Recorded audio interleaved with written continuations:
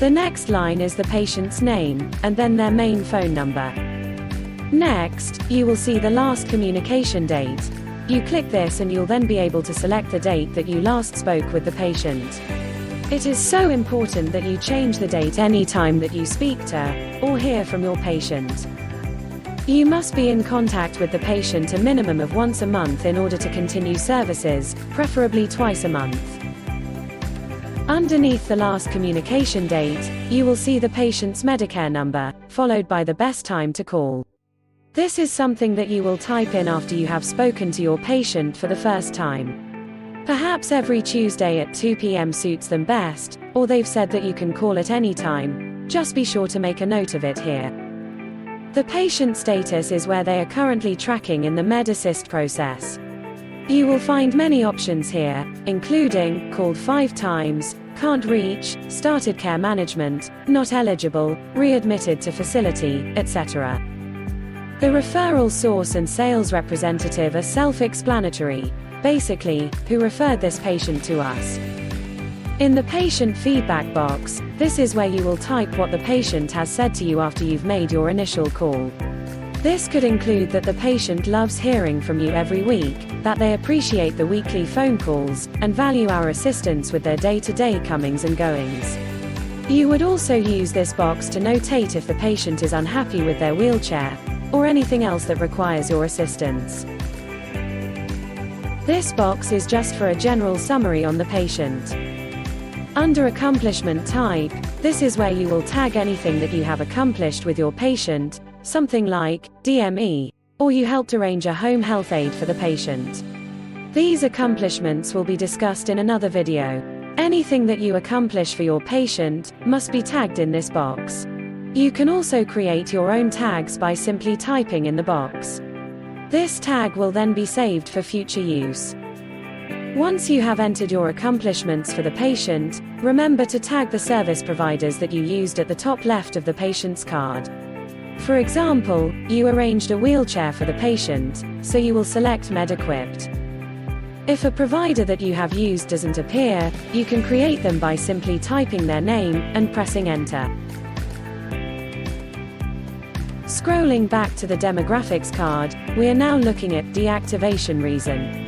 If your patient requires deactivation, you will select your reason here. There are 4 reasons why a patient would need to be deactivated, and they are that they've passed away, they've been admitted to hospice, they've switched insurance and we can no longer service them, or they've gone into a long-term nursing home. You will then select the deactivation date underneath. The last option in the demographics section is the patient location. This is an extremely important field. The default will always be set to home, and that is how it should stay throughout the month. However, this must be changed if you know that the patient has been admitted into hospital or hospice, or any other facility.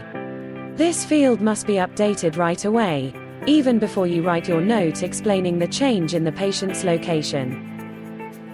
Underneath the demographics section, you will see the To-Do subtasks section. This is where you will set subtasks for yourself, and this is how you do so. You set a subtask for yourself by clicking in the New Subtask section here, and then typing in what you need to do. For example, patient requires a new hospital bed. Once you have typed in the task, move to the right of the task, and assign it to yourself, here. This task will now be active on the patient's card, and will remain so until you have resolved it.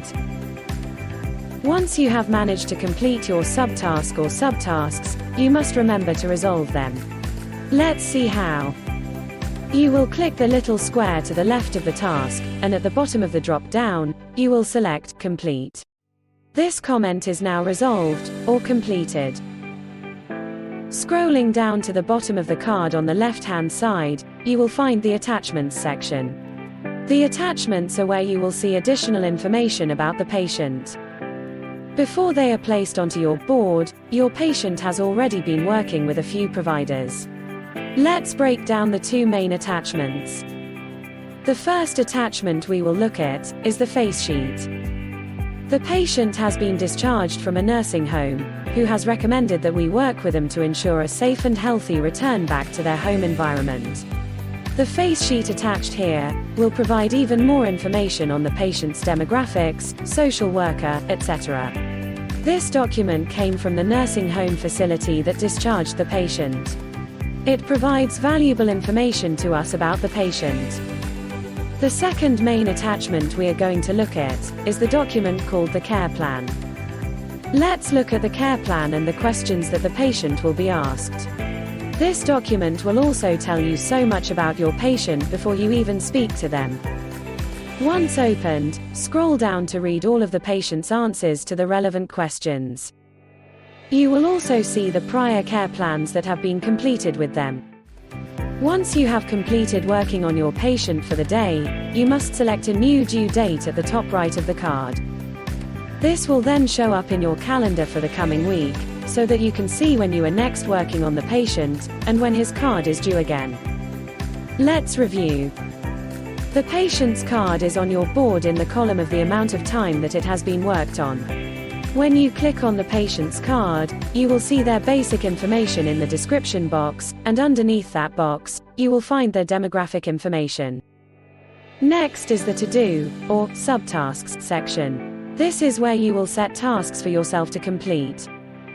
Don't forget to resolve the tasks once completed.